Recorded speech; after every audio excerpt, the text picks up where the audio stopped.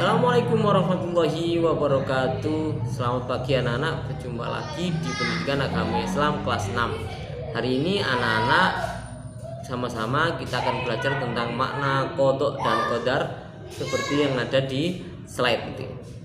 Terima kasih menyimak, selamat menyimak, dan jangan lupa nanti tugasnya. Oke.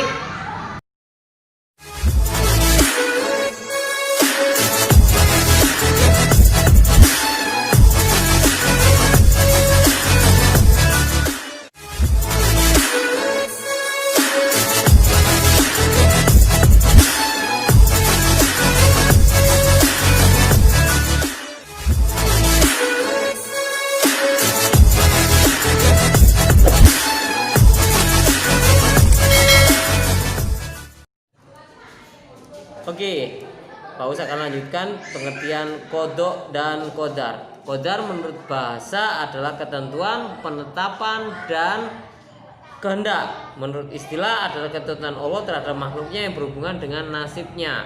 Ya, yang selanjutnya adalah tentang qadar. Qadar itu adalah terlaksananya ketentuan Allah atas makhluknya yang terjadi di muka bumi ini. Jadi kejadiannya kalau qadar ya. Ya, di takdir atau qadha dan qadar itu dinamakan dengan takdir. Itu kalau menurut bahasa dibagi kalau menurut macamnya itu terbagi menjadi dua, yaitu takdir mubrom, yaitu takdir yang sudah ada ketentuan dari Allah. Contohnya lahir, meninggal, jodoh, atau paus yang berjenis laki-laki, atau wajahnya paus ini tidak bisa ditawar, artinya tidak bisa diusahakan supaya paus menjadi seorang bule atau menjadi seorang Afrika atau menjadi, itu tidak bisa. Jadi itu sudah, paus seperti ini itu sudah ketentuan dari Allah melalui takdir mubromnya. Yang kedua adalah takdir mu'alaq. Nah, ini bisa diusahakan.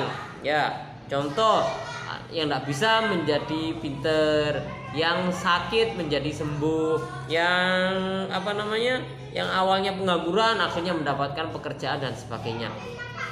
Nah, ini bisa dicapai dengan cara yang pertama adalah berdoa. Yang pertama adalah bekerja keras, dan yang kedua adalah berdoa. Setelah itu bertawakal. Apa bertawakal? Itu berserah di. Nah, dalam menghadapi takdir ini kita harus sering-sering bersyukur. Artinya sering-sering bersyukur itu adalah ketika kita menerima sesuatu yang kita inginkan, maka harus kita menjadi orang-orang yang bersyukur. Ya, begitu pun sebaliknya, jika kita menerima takdir yang buruk, kita tidak usah mengeluh. Yang harus kita lakukan adalah bersabar. Karena semua itu merupakan baik apa yang kita inginkan atau Allah tidak mengabulkan permintaan kita, itu semua adalah ujian dan cobaan yang harus kita jalani. Bila kita bersabar menghadapi itu semua dan menerimanya, maka Allah akan menggantinya dengan lebih baik, atau dosa kita nanti juga diampuni oleh Allah. Namun apabila kita tidak rela, maka kita akan berdosa kepada Allah Subhanahu wa ta'ala. Nah, bagaimana sikap kita sebagai orang yang beriman terhadap qadha dan qadar? Yang pertama adalah selalu berusaha dengan sungguh-sungguh untuk mencapai tujuan yang diinginkan. Ketika kita ingin jadi dokter, ya kita harus mulai sekarang belajar dengan sungguh-sungguh. Nanti sekolah di universitas yang terbaik, jurusan kedokteran. Jangan kalau mau jadi dokter sekolah perikanan, ya tidak bisa. Jadi kita harus selalu berusaha dan bersungguh-sungguh. Yang kedua, rajin berdoa kepada Allah, karena tempat kita meminta, tempat kita apapun itu kepada Allah, maka rajinlah berdoa dengan keinginan kita. Yang selanjutnya, setelah kita berusaha, kita berdoa, hal yang ketiga adalah bertawakal kepada Allah, berserah diri kepada Allah.